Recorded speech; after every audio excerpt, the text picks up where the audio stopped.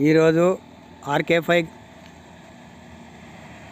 Mine వద్ద 2 లేగదూడలకు గుర్తు తెలియని వాహనం గుద్దిపోయింది. ఒక లేగదూడ స్పాట్లోనే చనిపోవడం జరిగింది. కనీసం మానవత్వం లేని మనుషులు ఎవరు కూడా కనీసం ఆగి చూడడం లేదు. ఇక్కడ ఎగిరెచ్చి పడ్డది ఒకటి. ఒక లేగదూడ లేవలేని స్థితిలో ఉన్నది. దాన్ని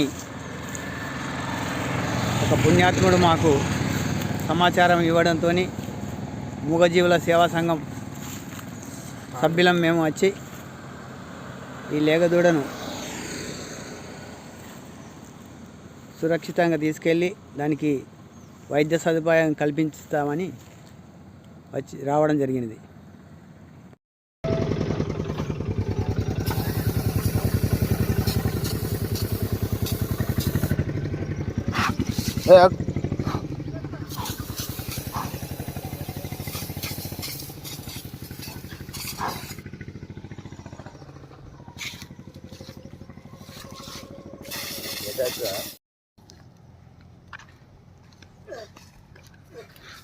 ఎగిరి పడ్డది అక్కడ మొత్తం.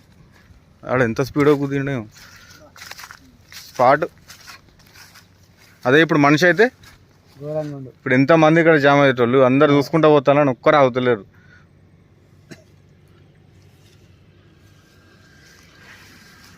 ఇంత నిస్సహాయ స్థితిలో ఉన్నది పాపం.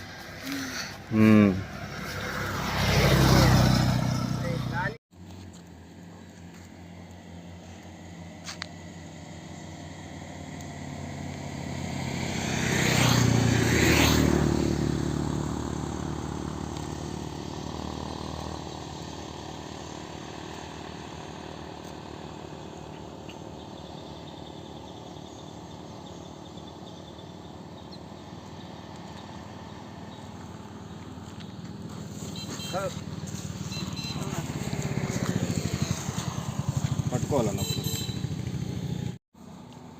ఈరోజు RK5 మైన్ వద్ద 2 లేగదూడలకు గుర్తు తెలియని వాహనం గుద్దిపోయింది. ఒక లేగదూడ స్పాట్లోనే చనిపోవడం జరిగింది. కనీసం మానవత్వం లేని మనుషులు ఎవరు కూడా కనీసం ఆగి చూడడం లేదు. ఇక్కడ ఎగిరెచ్చి పడ్డది ఒకటి. ఒక లేగదూడ లేవలేని స్థితిలో ఉన్నది. దాన్ని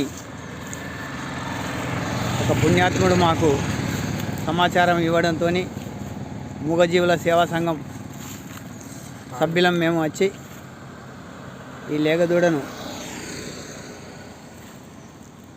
సురక్షితంగా తీసుకెళ్ళి దానికి వైద్య సదుపాయం కల్పిస్తామని రావడం జరిగినది.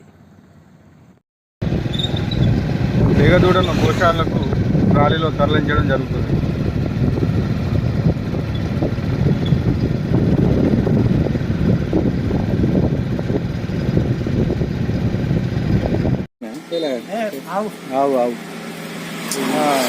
అది ఇరిగింది, అడిగి తొంట్లోకి తిరిగింది. దాని భయం ఉన్నది. దాన్ని నీళ్ళు తాగుతాం అన్నా కానీ పాపం అది భయంతోనే ఉన్నది. ఇప్పుడు అది చూడు, ఎంత ప్రయత్నం చేసినా ఆతృత ఏం చేస్తారో నన్ను అన్నట్టు ఆతృత ఉన్నది దానికి. ఇప్పుడు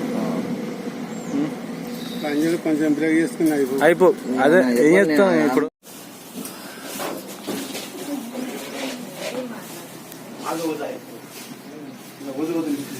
మూగజీవుల సేవా సంఘం లీగల్ అడ్వైజర్ వేణి కుమారి గోశాల కాడికి తరలించడం జరిగింది. జామతోట, రాజీవ్ నగర్. వారి తోటలో పనిచేసేవారు